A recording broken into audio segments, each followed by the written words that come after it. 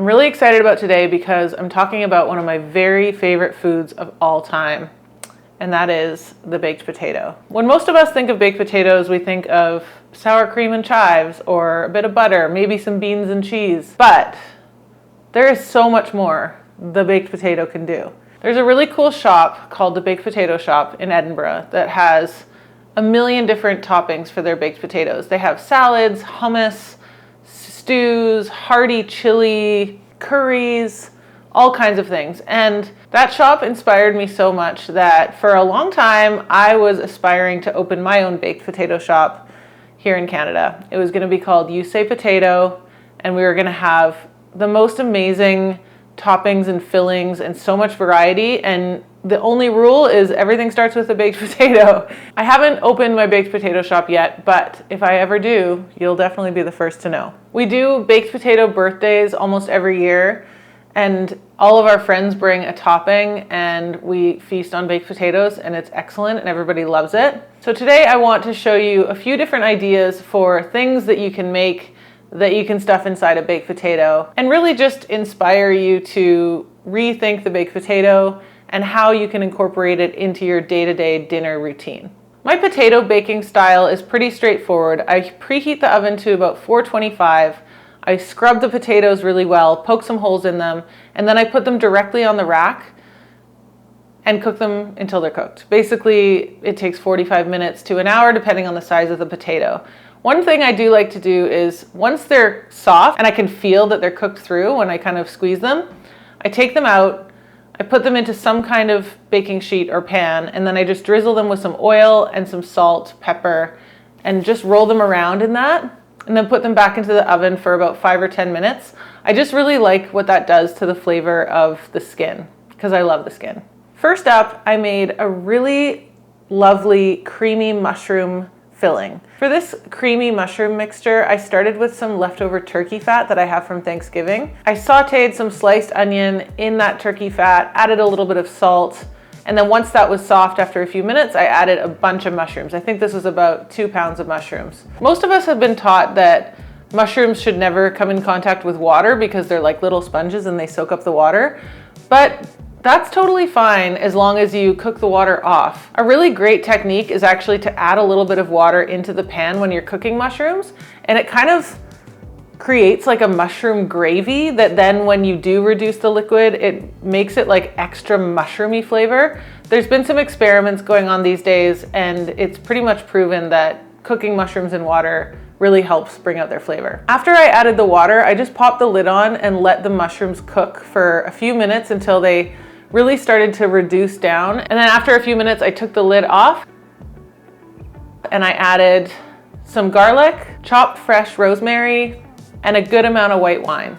At this point, I just wanted to cook out the white wine. So I cooked it down until most of the liquid was gone, and all that remained was just like a nice saucy consistency. At this point, it could easily become a cream of mushroom soup if you just wanted to add some broth in here, some mushroom broth, chicken broth, whatever. I just want it to be a bit of a thicker kind of mixture for my baked potato. So all I did was add an entire tub, about 250 mils of full fat sour cream, and stirred that together, and that's it. Easy breezy.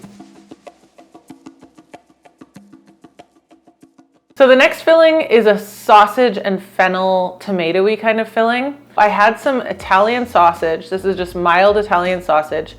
I squeezed it out of its casing into a Dutch oven, and I just kind of broke it up with a potato masher and then cooked it until it was just kind of browned. Once the sausage was brown, I took it out of the Dutch oven, and then I added in some fairly finely chopped onion and fennel. I love fennel. I just love the flavor, and it really gets mild when you cook it. If you wanted this to be more fennel-y, you could totally add fennel seeds. I actually meant to do that and I forgot. And then once that was nice and soft, I added the sausage back in, and then I added some tomato. So I actually originally intended to use crushed tomatoes here, but I didn't have any. I thought I did. So I ended up using a can of Campbell's tomato soup and just some water, and it was pretty good, but I think it's probably still better if you have crushed tomatoes. But just to say, use what you got and don't go back to the store, it's fine. I cooked that whole mixture down until the sausage was cooked through and everything kind of just came together. And at the very end, I added the fennel fronds, the green part. And that was it. Delicious. So good in a baked potato.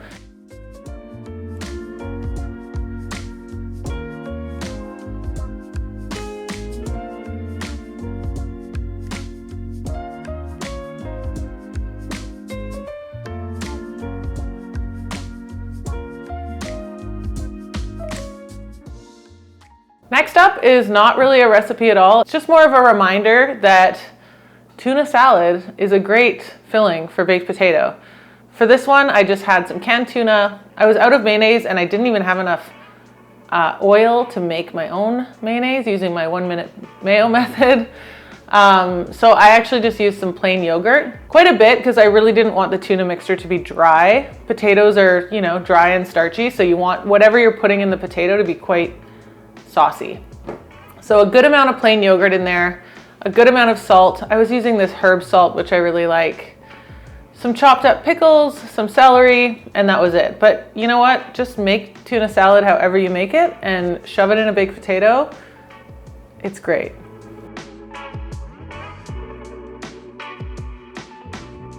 For the last baked potato idea for today, I'm using a sweet potato. Depending on where in the world you live, you might call this a yam. Because sweet potatoes tend to exude a lot of sugar when they're baked, I do like to put them on something like a baking tray so that the sticky, sweet, sugary juice doesn't go to the bottom of the oven and burn.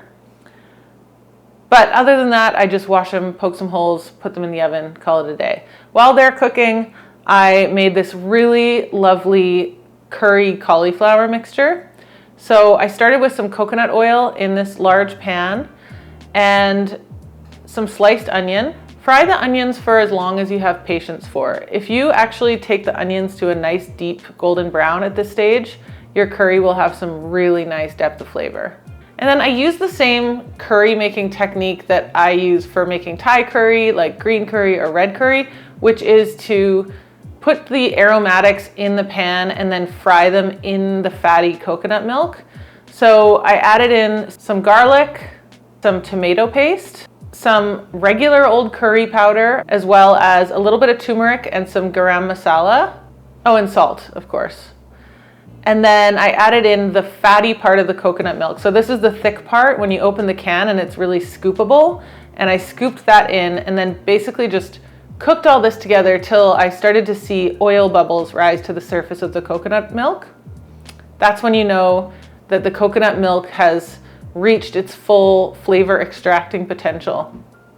At that point, I added some chopped cauliflower florets and some canned chickpeas. And the rest of the can of the coconut milk, including the watery stuff at the bottom, I turned up the heat to kind of bring it all to a bubble, put the lid on, and just let it cook until the cauliflower was quite tender. This is one of those moments where I don't really want firm. I'm looking for really a kind of fall apart texture. So I let it go for a while, probably a good 10 minutes. And then once the cauliflower was really well cooked, I took the lid off. I tasted for seasoning. I needed to add a little bit more salt at this stage. And then I added a bit of a secret ingredient. I don't know if she watches this show, but my friend and former sister-in-law, Michelle, used to own a restaurant that was very well known for its soups. And she used to put this stuff, sweet chili sauce, in every single soup. And I remember at first I was a bit judgy about it because it was kind of like cheating, and it's just sugar and I don't even know what else. It's mostly just sugar and some chili. It's got some garlic in it, but what it does is it just adds some really nice balance without just adding plain sugar. It adds a more complex version of sugar, I guess. And honestly, she used to put this in just about every soup, and I became a believer. And I will tell you, if you have this in your fridge, you can put a splash of this into pretty much any soup. If you taste it and you're like, it's good, but it's just, you know, it's missing a little something, put a little dash of this stuff in there and I'm pretty sure it's gonna taste way better. So I added this to my cauliflower and chickpea curry just to finish it off. And then I finished the whole thing off with a good handful of chopped fresh cilantro and stuffed that into my really soft, perfectly nicely cooked baked sweet potato, and this was a delicious dinner, topped with some plain yogurt. These are just a few ideas for how to take the humble baked potato to the next level, turn it into a complete dinner. If you haven't had one for a while, or you haven't made them for a family dinner with any kind of delicious topping, whether it's a chili or a hearty stew or one of the things that we talked about today, I hope that you have been reminded to bring the baked potato into your rotation. It can be so easy and so delicious. Thanks for joining me this week, and I'll see you again next time.